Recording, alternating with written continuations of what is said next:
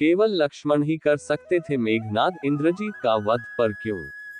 जानिए रामायण का एक अनजान सत्य।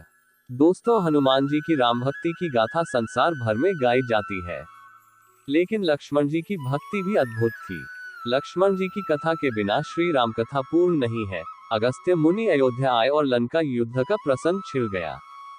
भगवान श्री राम ने बताया कि उन्होंने कैसे रावण और कुंभकर्ण जैसे प्रचंड वीरों का वध किया, और लक्ष्मण ने भी इंद्रजीत और अतिकाय जैसे शक्तिशाली असुरों को मारा। अगस्त्य मुनि बोले, श्री राम बेशक रावण और कुंभकर्ण प्रचंड वीर थे, लेकिन सबसे बड़ा वीर तो मेघनाद ही था। उसने अंतरिक्ष में स्थित होकर इंद्र से युद्ध किया था और बांधकर लंका ले आया था। ब्रह्मा ने इंद्रजीत से दान के रूप में इंद्र को मांगा, तब इंद्र मुक्त हुए थे। लक्ष्मण ने उसका वध किया, इसलिए वे सबसे बड़े योद्धा हुए। श्री राम को आश्चर्य हुआ, लेकिन भाई की वीरता की प्रशंसा से वह खुश थे। फिर भी उनके मन में जिज्ञासा पैदा हुई कि आखिर अगस्त्य मुनि ऐसा क्यों कह रहे हैं कि इंद्रजीत का वध रावण से ज्यादा मुश्किल था। अगस्त्य मुनि ने कहा, प्रभु, इंद्रजीत को वरदान था कि उसका वध वही कर सकता था जो 14 वर्षों तक न सोया हो, जिसने 14 साल तक किसी स्त्री का मुख न देखा हो और 14 साल तक भोजन न किया हो। श्री राम बोले, परंतु मैं वनवास काल में 14 वर्षों तक नियमित रूप से लक्ष्मण के हिस्से का फल फूल देता रहा। मैं सीता के साथ एक कुटी में रहता था, बगल की कुटी में लक्ष्मण थे, फिर सीता का मुख भी न देखा हो और 14 वर्षों तक सोया न हो, ऐसा कैसे संभव है? अगस्त्य मुनि सारी बात समझकर मुस्कुराए, प्रभु से कुछ छुपा है भला?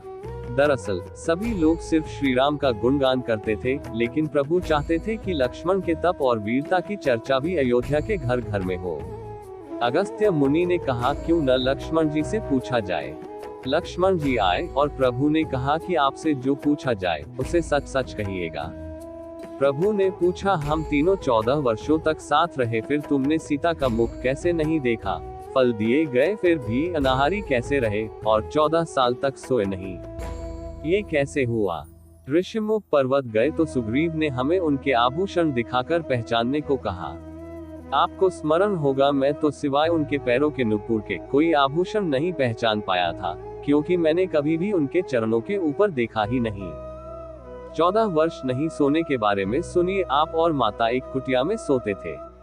मैं रात भर बाहर धनुष पर बाण चढ़ाए पहरेदारी में खड़ा रहता था। निद्रा ने मेरी आंखों पर कब्जा करने की कोशिश की, तो मैंने निद्रा को अपने बाणों से वेध दिया था। निद्रा ने हारकर स्वीकार किया कि वह 14 साल तक मुझे स्पर्श नहीं करेगी। लेकिन जब श्री राम का अयोध्या में राज्याभिषेक हो रहा होगा और मैं उनके पीछे सेवक की तरह छत्र लिए खड़ा रहूंगा, तब वह मुझे घेरेगी। आपको याद होगा, राज्याभिषेक के समय मेरे हाथ से छत्र गिर गया था। अब मैं 14 साल तक अनाहारी कैसे रहा? मैं जो फल फूल लाता था, आप उसके 3 भाग करते थे।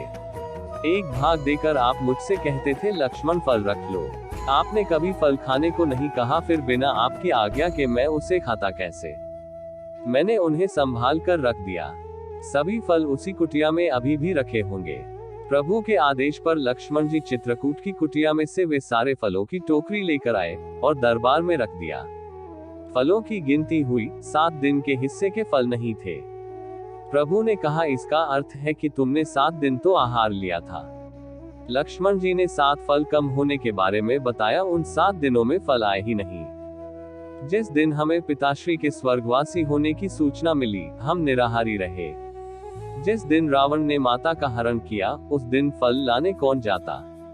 जिस दिन समुद्र की साधना कर आप उससे राह मांग रहे थे, जिस दिन आप इंद्रजीत के नागपाश में बंद कर दिन भर अचेत रहे, जिस दिन इंद्रजीत ने मायावी सीता को काटा था और हम शोक में रहे, जिस दिन रावण ने मुझे शक्ति मारी और जिस दिन आपने रावण वध किया, इन दिनों में हमें भोजन की सुध कहाँ थी?